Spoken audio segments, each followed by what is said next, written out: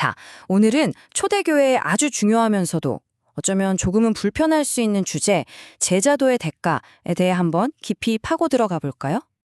시작부터 아주 도발적인 질문을 하나 던져보겠습니다. 만약 우리가 스스로를 부를 때 쓰는 그리스도인, 크리스천이라는 이 단어가 사실은 성경이 말하려는 본래의 의미와는 조금 다른, 어쩌면 잘못된 단어라면 어떨까요? 네, 오늘 우리가 살펴볼 자료는 바로 이 지점을 파고들어요.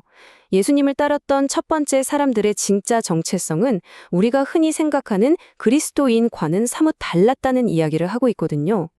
한번 비교해 볼까요? 왼쪽의 그리스도인은 오늘날 우리가 쓰는 말이죠.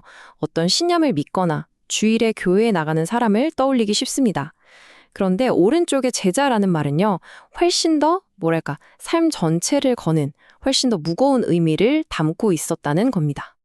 이게 그냥 하는 말이 아니라는 걸 숫자가 보여주는데요. 정말 놀랍습니다. 신약 성경 전체에서 그리스도인이라는 단어는 딱 3번 나와요. 정말 손에 꼽을 정도죠. 그런데 제자라는 단어는요, 무려 260번 이상이나 등장합니다.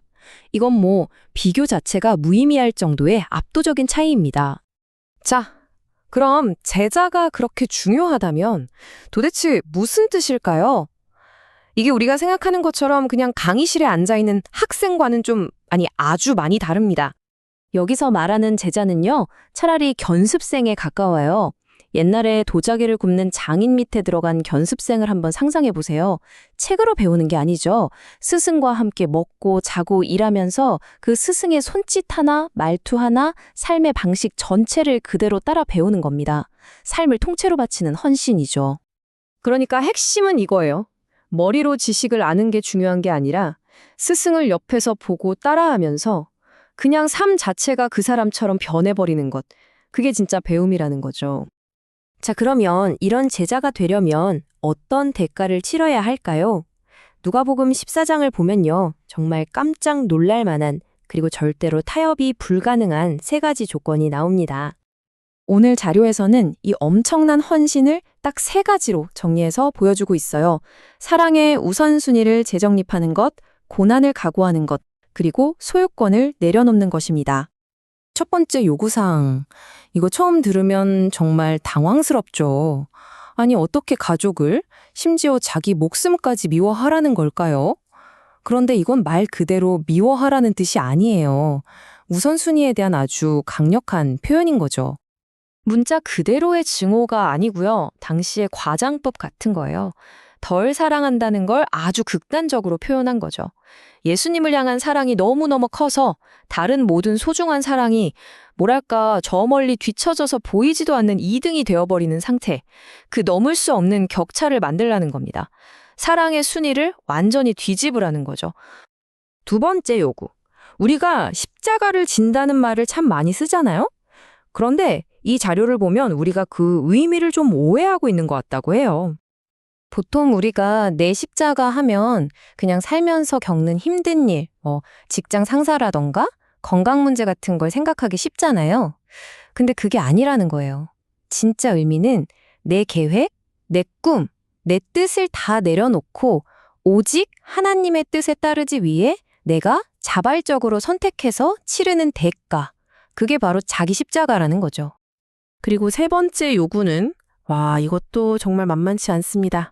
가진 걸 다 버리라는 거예요. 다시 말해 소유권 자체를 포기하라는 거죠. 이게 어떤 의미인지 예수님이 비유로 설명해 주신 게 있어요. 바로 망대를 짓는 사람 이야기죠. 집을 짓는데 돈이 얼마나 들지 계산도 안 해보고 시작하면 어떻게 되겠어요? 결국 중간에 멈춰서 사람들한테 망신만 당하겠죠. 그러니까 핵심은 이겁니다. 제자가 되는 건 그냥 한번 해볼까 하고 가볍게 시작할 수 있는 게 아니라는 거예요. 내가 뭘 포기해야 하는지, 어떤 대가를 치러야 하는지 이걸 전부 다 계산해보고 그래도 하겠습니다 라고 결정하는 것. 그게 바로 제자도라는 거죠. 전부냐 아니면 아무것도 아니냐 둘 중 하나입니다. 자, 그럼 이렇게 모든 걸 건 사람들이 모이면 도대체 어떤 공동체가 만들어질까요? 정말 궁금하지 않으세요? 오늘 자료에서는요, 그 결과를 건강한 중독 상태였다고 표현해요.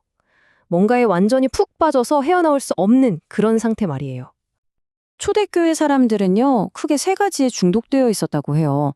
첫째는 사도들의 가르침, 즉 진리의 말씀에 대한 엄청난 갈망이었고요. 둘째는 그냥 아는 사이가 아니라 서로의 삶을 진짜 책임져주는 그런 끈끈한 공동체에 대한 중독. 그리고 마지막은 예배를 통해 하나님과 만나는 그 자체에 완전히 빠져 있었던 거죠. 특히 이 공동체에 대한 중독은요, 돈이나 재산에 대한 생각을 180도 바꿔놨어요. 이건 내 거야. 이게 아니라 어차피 다 주님 건데. 지금 당신에게 필요하니까 당신이 쓰세요. 이런 식이 된 거죠. 여기서부터 그 폭발적인 나눔과 관대함이 시작된 겁니다. 이런 급진적인 삶의 방식이 만들어낸 공동체는요, 정말 세상이 한 번도 보지 못했던 그런 곳이었어요. 너무 거룩해서 다가가기 힘든데 이상하게도 자꾸만 마음이 끌리는 그런 곳이었죠. 바깥 사람들이 보기에는 와, 저 사람들은 진짜 다르다. 나는 저렇게 못 살아 싶어서 감히 낄 엄두를 못 냈어요. 그런데 동시에 저 공동체 안에서 일어나는 놀라운 변화와 사랑을 보니까 도저히 외면할 수가 없었던 거죠. 기묘한 자석처럼 말이에요. 그러니까 이게 정말 놀라운 역설인 거예요. 공동체의 그 높은 기준, 그 거룩함이 사람들을 밀어내는 게 아니라 오히려 더 강력하게 끌어당기는 힘이 됐다는 거죠. 이 이야기는 오늘날 우리에게 아주 중요한 질문을 던지는 것 같아요. 뭐든 쉽고 가볍게 믿으려는 이 시대에 이처럼 모든 것을 거는 값비싼 헌신으로 똘똘 뭉친 공동체는 과연 어떤 의미가 있을까요?